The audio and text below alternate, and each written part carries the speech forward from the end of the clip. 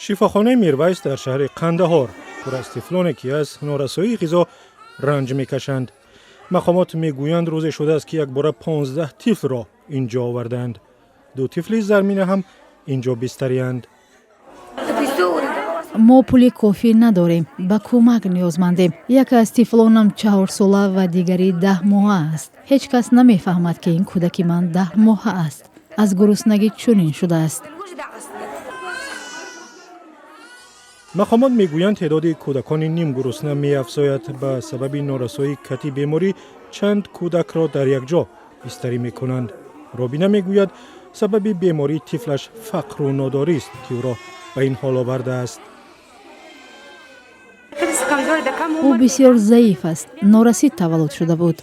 ما نتوانستیم برایش غذای درست بخریم. شیر خشک بی صفت می‌خریدیم که به گفته طبیبان سبب بیماریش شده است. مقامات شفاخانه میرویس در قندهار میگویند تنها در ماه نوامبر صدها کودک گرسنه و بیمار را بستری کردند.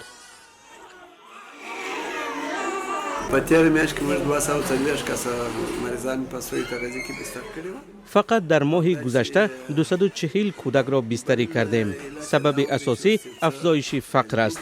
بسیاری از مردم بیکار است. وقتی کار نیست، درآمد نیست و خانواده ها هم غذای کافی خریدن نمی توانند.